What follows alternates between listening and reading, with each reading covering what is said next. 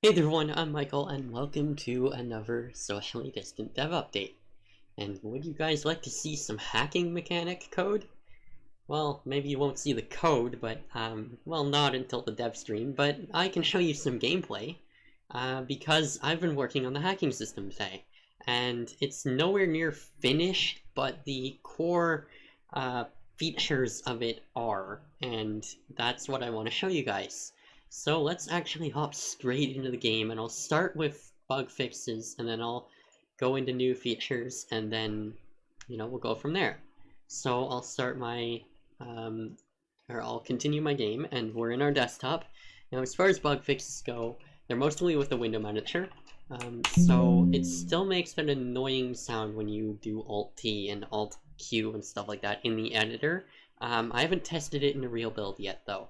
But either way, this is pretty cool. So basically what I've done is I've added an indicator for which window is in focus.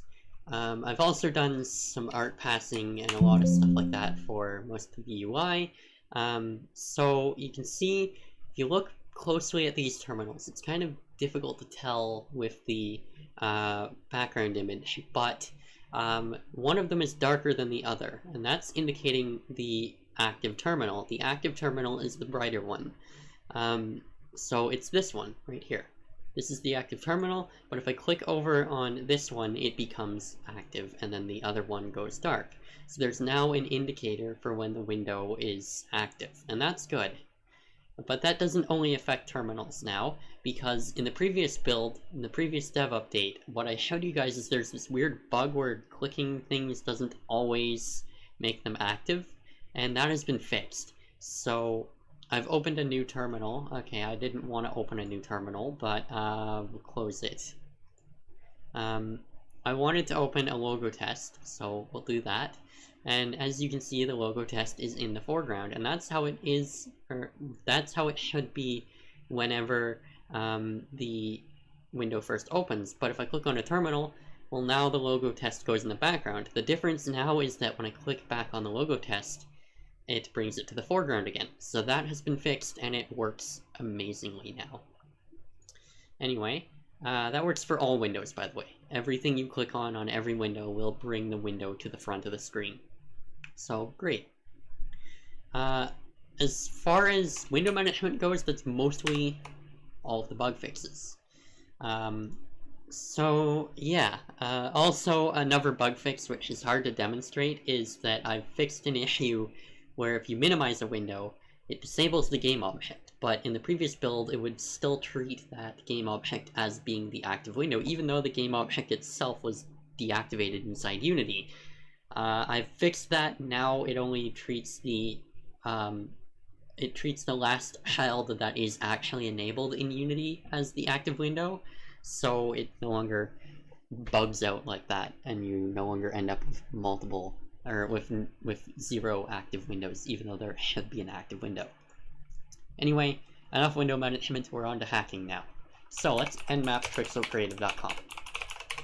That's kind of my thing that I do in these builds. You can see that port 22 is online, port 80 is online, and port 443 is online. Awesome. Now there's a new command in the game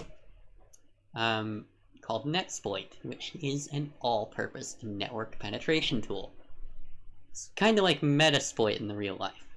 But let's run netsploit and see what happens.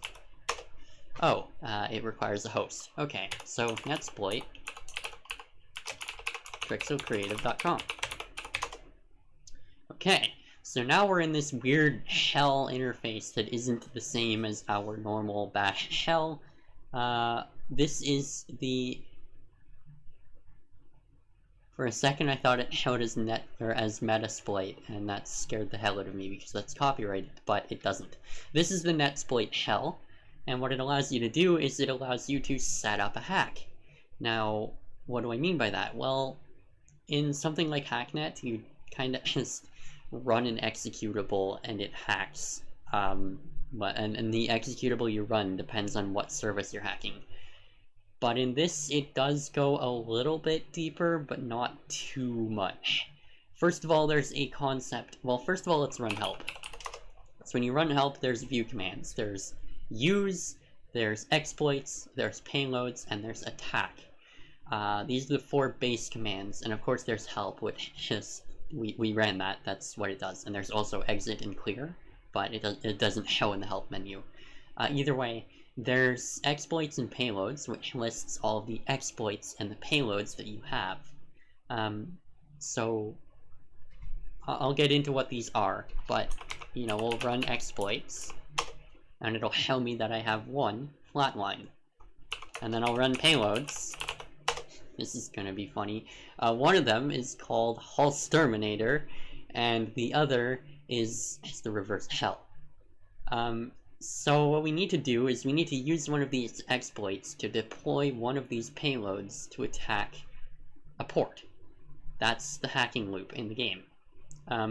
So we need to select an exploit, and we do that with the use command. All you have to do is use exploit /flatline, and that'll use the exploit flatline.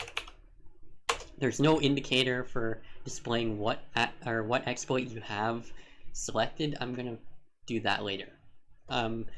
Anyway, the next thing we need to select is, of course, a payload, because we need something to bring along with our hack once we've actually exploited the remote computer.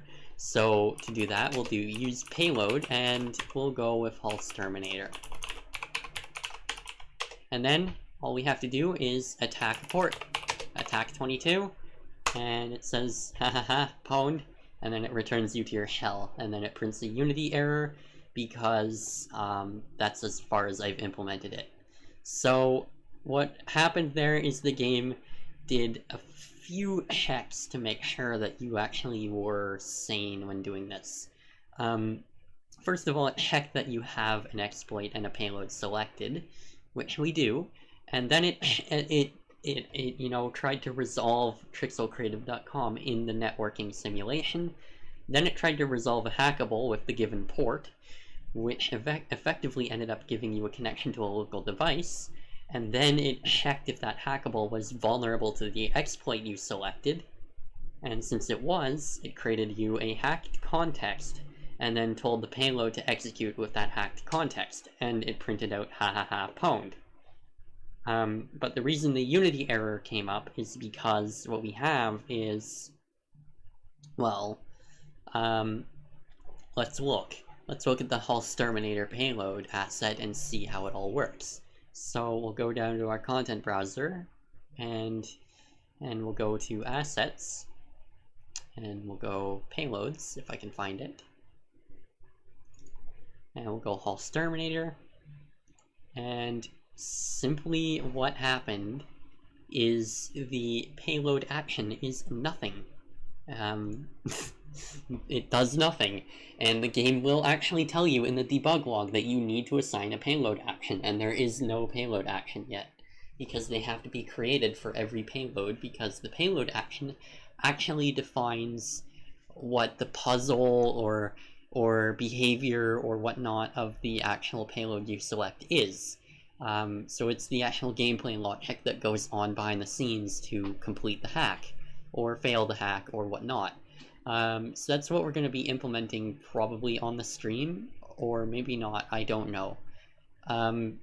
Also, Halsterminator is not the final name, but this is actually going to stay in the game. I just called it that for funny sake, because Halston is cool, and, you know, you're hacking trixelcreative.com in this build. That's the only hackable in the game. And, you know, Halsterminator is meant to actually terminate the remote system, so I'll have to figure out a better name for that doesn't involve Trixel Creative, but, you know, this is going to be something that's useful. This is mostly useful if someone's hacking you and you want them to stop. That's what this payload is going to be useful for. And then, of course, the reverse hell is reverse hell. That also doesn't have a payload action assigned.